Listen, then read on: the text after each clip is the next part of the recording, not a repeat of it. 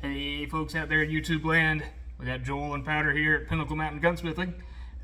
We're going to be taking a look at another second episode of our shotgun series, showing you some of the basics and disassembly and reassembly of a Maverick 88. Let's go ahead and get started. Alright, Maverick 88. Inert objects on bench. Let's see.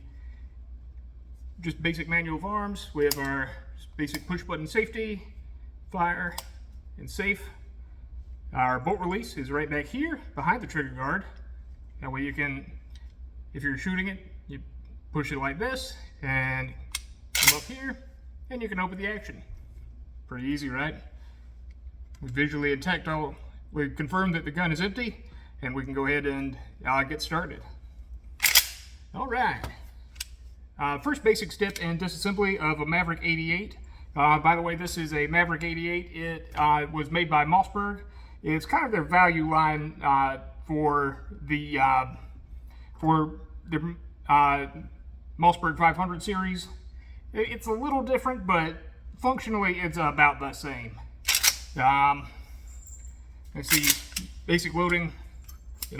Loading goes through the into the magazine tube right there, nice and wide open. Unlike the last shotgun we looked at, it's nice and wide open. First step in disassembly, of course, make sure it's unloaded. Then we can unscrew this cap out in front of the magazine tube, of course with the action open. If it's closed, you're going to have a hard time getting the barrel off. For this particular shotgun, I have both a 18-inch barrel and a 26-inch barrel, which both come in handy for various uses.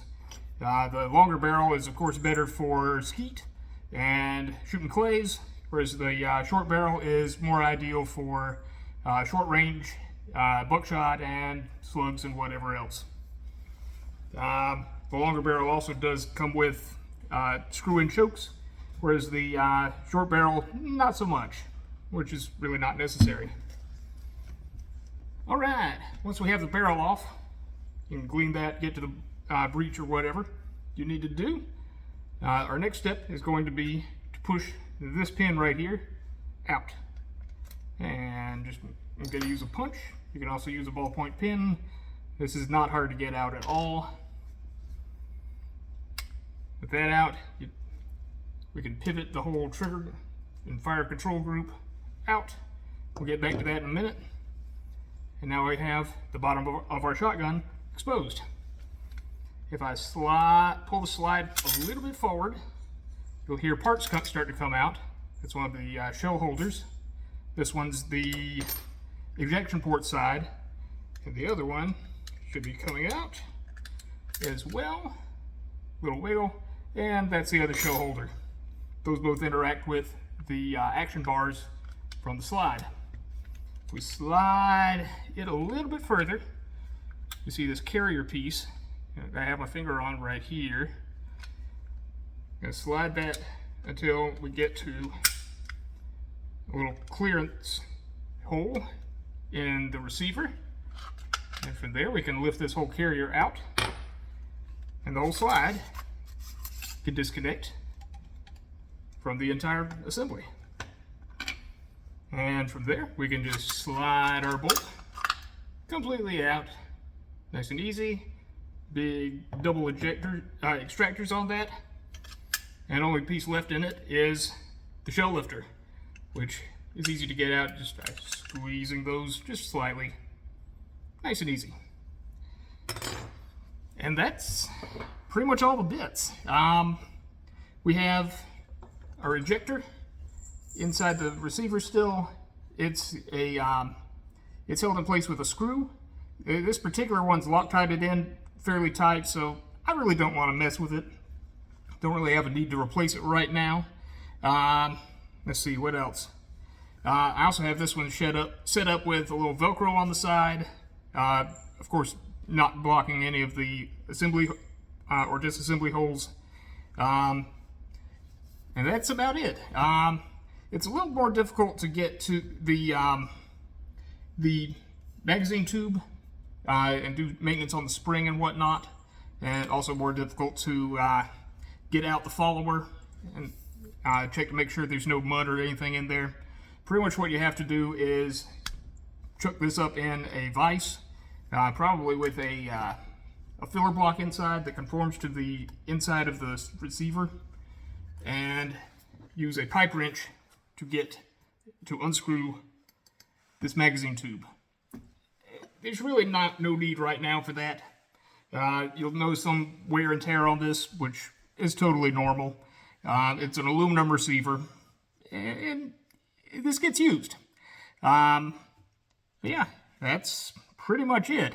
Only other thing I could do is to take the buttstock off, excuse me. We have two screws, two Phillips head screws here and here. That lets you take off the butt pad, and there's a long bolt that goes to about right here or so, and that just threads into the back of the receiver, and that's it. These things are insanely simple. Yes, the stock is plastic, but it's pretty solid. Yeah, that's about all there is to it. Let me go ahead and reassemble this, and I'll share you some final thoughts. Stand by. Oh, for any novice shotgun users out there, this is the bolt and carrier assembly. This hooked bit goes into the bottom of the bolt, and when you go to pull the pump action back, it pulls this big locking lug down, and when you slide it forward, it pushes it up. And that locking block goes into this big square cutout in the barrel extension. That's pretty much all that's holding it closed. Yeah, let's see, we got two big extractors on there that at least do a little bit better reliability. Our back of our firing pin is back here. It only protrudes out the front when hit really hard by the hammer, and we get firing pin protrusion only when it's in battery. It's nice and simple. We said we'd come back to the fire control group. Yeah, that's this here. Here's our bolt release right there. And all that's doing is lowering this into this lever. That's what's preventing your bolt from coming open when you have the shotgun in battery. Our trigger is pretty straightforward. By the way, if you ever feel the urge to disassemble this just for fun, probably don't. I can't express to you how much you're going to regret that. I've done it before, but there's not a whole lot of need. Honestly, if something's broken or you need to upgrade something on it, just get a new one. About the only weak point of the design I see are these teeny little pieces of bits of plastic between that and the pin, which goes through back here. That's all that's holding your trigger group in. When you pull the trigger, the hammer goes forward, smacks the back of that firing pin, and when the slide comes back, it hits. There's a disconnect somewhere in there, and if I can avoid the cat there we go. Here we are. Yeah, there's the disconnector. That gets pushed down, and we reset for the next variation. But yeah, that's it. That's all we got. And boom, there. All right, let's go ahead and put this back together, and I'll give you some final thoughts. Stand by. All right, a reassembly note here. We have two shell latches. See, this one, excuse me, powder. This one with a big, see this big boss right here? Yeah, that goes on the ejector port side. The other one has just a tiny little nub, and it goes on the other side of the receiver. And with the bolt a little bit forward, like this, and the shell lifter up, or in the up position, or away from where these go. It's just kind of slip right in. Right about like that. And the other one goes on the other side with, of course, this hook going inwards from the magazine tube.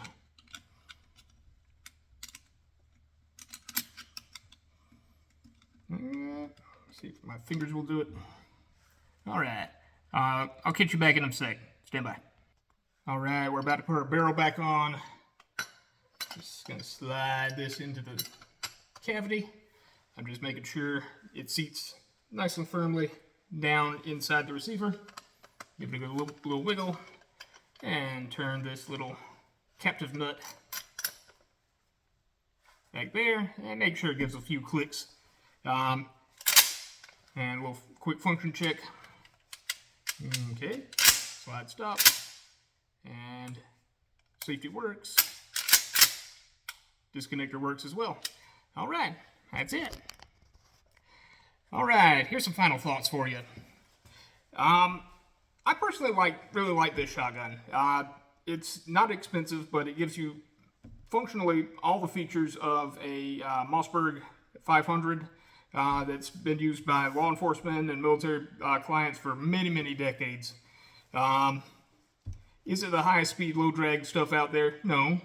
But you can get a basic setup like this for about $200. That's not bad. It's about half what a Remington 870, for example, would cost.